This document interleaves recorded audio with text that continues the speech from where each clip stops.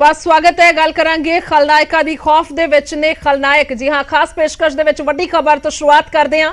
Jail दे विच परेशान ने gangster. दसदी कि सुखप्रीत बुड्ढा नूं किस दा डर सता रहा है। सवाल उठ रहा है, तलाशी दा तक देन तो मना कर दिता गया। डर रहा सुखप्रीत बुड्ढा और कौन करना चाहता है गैंगस्टर ते हमला, यह भी सवाल है। दविंदर बंबीहा ग्रुप ने भी दसदी कि धमकी दी है, जेल दे विच साडे किसी भी बंदे नूं तंग ना किया जाए। धमकी नहीं, हुण सीधा काम तमाम किया जाएगा। सो ये बड़ी खबर है। जेल दे विच परेशान हो रहे ने गैंगस्टर। धमकी दी जा रही है कि तलाशी जिहड़ी है वो ना ली जाए। सुखप्रीत बुड्ढा दा असीं जिक्र कर रहे हैं जिसनूं डर सता रहा। और सवाल है कि किसदा डर सता रहा। तलाशी तक देन तो डर रहा है सुखप्रीत बुड्ढा। कौन करना चाहता है गैंगस्टर ते हमला, यह भी सवाल इत्थे खड़ा हुंदा नजर आ रहा है। दविंदर बंबीहा ग्रुप का जिक्र किया जाए तो दो ग्रुप ने, यानी कि एक बिश्नोई ग्रुप तो दूसरा बंबीहा ग्रुप। और लगातार दविंदर बंबीहा ग्रुप के वलों धमकियां दित्तियां जा रही ने और यह भी कहा जाता है कि असी बदला लैके हटांगे। पर दूसरे पासे अपने लोगों का, अपने गुरगियां का, अपने गैंगस्टरां का जिहड़ा उसों लैके भी डर सता रहा है कि कुछ ना किया जाए। और इत्थों तक कह दिता है कि जेल दे विच साडे किसी भी बंदे नूं जेकर तंग किया जाएगा तो धमकी नहीं, हुण असीं सीधा काम तमाम करांगे। यानी कि सीधे तौर पर सुखप्रीत बुड्ढा जो जेल च बंद है उसनूं तां डर है ही है, पर दूसरे पासे जिहड़ा ग्रुप है, पूरा गैंग है, उसनूं भी डर सता रहा है कि आखिरकार जेकर तलाशी लाई गई, जेकर पुछगिछ की गई तो किस तरह दे नाल की कुछ तस्वीर हो सकती है। तो यह बहुत वड्डे सवाल है। तो सीधे तौर पर जेकर असीं एक सतब च जिक्र करिए तो जेल दे विच परेशान हो रहे ने गैंगस्टर। जिस तरह दे नाल हुण हालात और तस्वीर बनी हुई है, पिछले लंबे समय तो चर्चा चल रही है, हालांकि इस तो पहला भी होंदी रही है, पर जदों तो सिद्धू मूसेवाला दा कतल होया तो उस तो बाद परेशानी दा आलम कह सकते हैं कि ज्यादा वधदा नजर आ रहा है। जिस तरह दे नाल लगातार कार्रवाई की जा रही है तो जेलों के विच सुभाविक तौर पर तलाशी होंदी है, पर जदों तलाशी लैण की कोशिश की गई सुखप्रीत बुड्ढा तो उसने मना कर दिता। यानी कि कह सकते हैं कि उसनूं डर सता रहा। उस तो बाद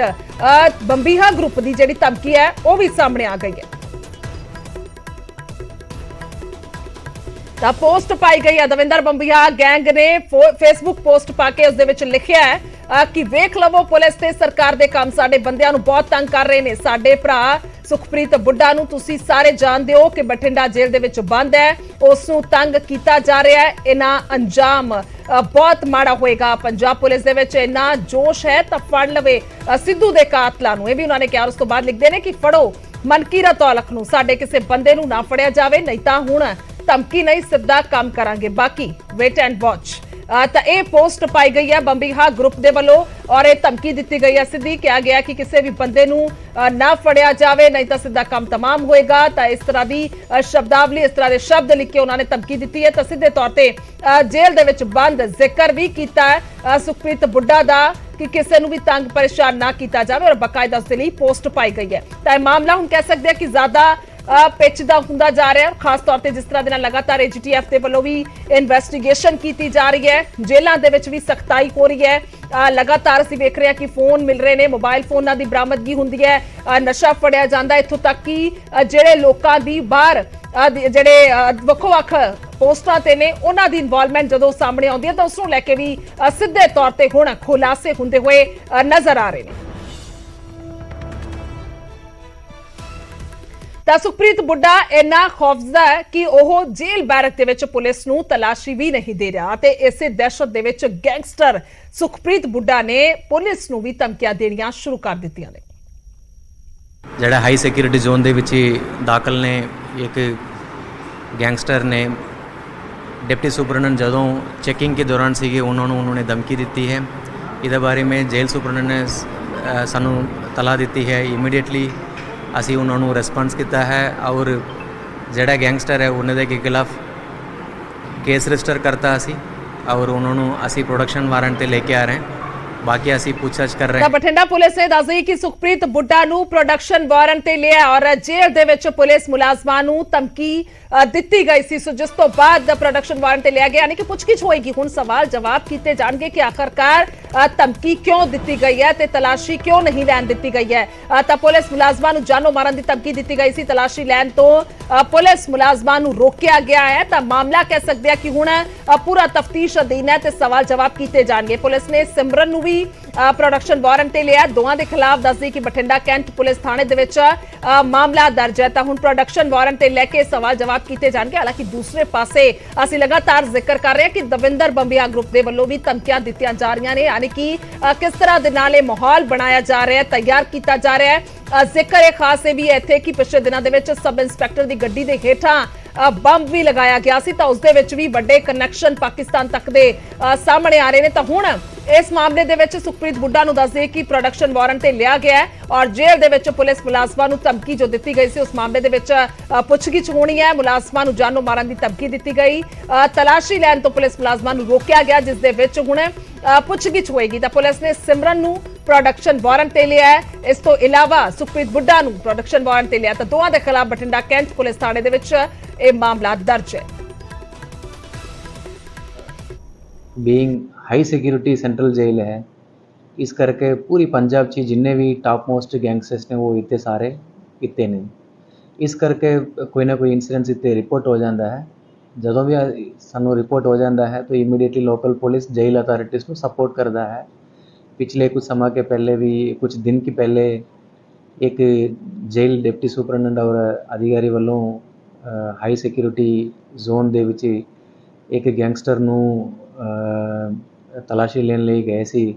ਉਹਨਾਂ ਦੇ ਵੱਲੋਂ ਅਥਾਰਟੀਜ਼ ਨੂੰ, ਆਫਿਸਰ ਨੂੰ ਧਮਕੀ ਦੇਣੇ ਵਾਲੀ ਗੱਲ ਸਾਡੇ ਸਾਹਮਣੇ ਆਈ ਹੈ। ਇਮੀਡੀਏਟਲੀ ਲੋਕਲ ਪੁਲਿਸ ਵੱਲੋਂ ਕੇਸ ਰਜਿਸਟਰ ਕਰਤਾ ਔਰ ਉਹਨਾਂ ਨੂੰ ਅਸੀਂ ਪ੍ਰੋਡਕਸ਼ਨ ਵਾਰੰਟ 'ਚ ਲੈ ਅੰਦਰ ਹੈ ਲੈ ਕੇ ਫਿਰ ਅਸੀਂ ਅਗਲੀ ਤਾਂ ਇਹ ਸਾਰਾ ਮਾਮਲਾ ਇਸ ਤਰ੍ਹਾਂ ਦੇ ਨਾਲ ਹੁਣ ਸਾਹਮਣੇ ਆ ਰਿਹਾ। ਕਾਰਵਾਈ ਹੋ ਰਹੀ ਹੈ ਸਖਤੀ ਦੇ ਨਾਲ, ਪਰ ਦੂਸਰੇ ਪਾਸੇ ਜਿਸ ਤਰ੍ਹਾਂ ਦੇ ਨਾਲ ਖੌਫ ਹੈ ਇਹਨਾਂ ਗੈਂਗਸਟਰਾਂ ਦੇ ਵਿੱਚ। ਸਿੱਧਾ ਚੱਲਦੇ ਹਾਂ ਬਠਿੰਡਾ। सूरज पाल ने साडे नाल ज्यादा चर्चा दे लई। सूरज, सब तो पहला तो जिक्र यह है कि जेलों दे विच बैठे गैंगस्टर हुण खौफ दे विच ने, तलाशी नहीं लैण दे रहे। शायद उन्हां नूं डर है कि जो चीज़ां उन्हां दे कोल ने उन्हां दी बरामदगी हो जाएगी, या इस तो भी कुछ वखरा है, एक अगे वध के कदम। दूसरा सवाल हुण है कि प्रोडक्शन वारंट ते भी लै लिया गया। सूरज,